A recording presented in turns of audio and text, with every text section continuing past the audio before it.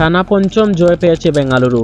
প্রথম ৮ ম্যাচে মাত্র একটি জয় রয়্যাল চ্যালেঞ্জার্স বেঙ্গালুরুর শেষ দেখে ফেলেছিলেন অনেকেই। সেই দলটি জিতল পরের ৫টি ম্যাচ। দিল্লি ক্যাপিটালসকে হারিয়ে টানা পঞ্চম জয় পেয়ে প্লে অফ খেলার স্বপ্ন বাঁচিয়ে রাখল বেঙ্গালুরু। বেঙ্গালুরুর এম চিন্নাস্বামী স্টেডিয়ামে টস হেরে ব্যাটিংয়ে পাওয়া বেঙ্গালুরু করে ৯ উইকেটে ১৮৭ রান। বেঙ্গালুরুর ইনিংসে সর্বোচ্চ ৫২ রান রজত পাটিদারের। ২৯ বলে দ্বিতীয় সর্বোচ্চ ৪১ রান ইংলিশ ব্যাটসম্যান উইল জ্যাক্সের। এছাড়া ক্যামেরন গ্রিন ২৪ বলে ৩২ ও বিরাট কোহলি ১৩ বলে ২৭ রান করেন। আগের ম্যাচে ৯২ রান করা কোহলি মেরেছেন ৩টি ছক্কা। রান তাড়ায় শাই হুপকে নিয়ে পঞ্চম উইকেটে ৫৬ রানের জুটি গড়েন দিল্লি অধিনায়ক অক্ষর প্যাটেল। হুপ ২৩ বলে ২৯ রান করে ফিরে যাওয়ার পর আবারও নিয়মিত বিরতিতে উইকেট হারাতে থাকে দিল্লি। ১৬তম ওভারে দলকে ১২৮ রানে রেখে অষ্টম ব্যাটসম্যান হিসাবে ফেরেন অক্ষর প্যাটেল।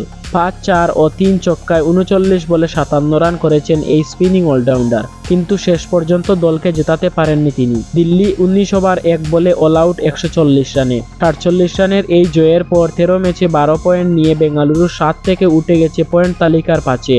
অন্যদিকে সমান ম্যাচে সমান ১২ পয়েন্ট পেলেও নেট রান রেটের হিসাবে দিল্লি নেমে গেছে ৬-এ। আগামী শনিবার গড়ের মাঠে চেন্নাই সুপার কিংসের বিপক্ষে প্রথম পর্বের শেষ ম্যাচ খেলবে বেঙ্গালুরু। সেই ম্যাচে দেখা যাবে কোন দল প্লে অফে যায়।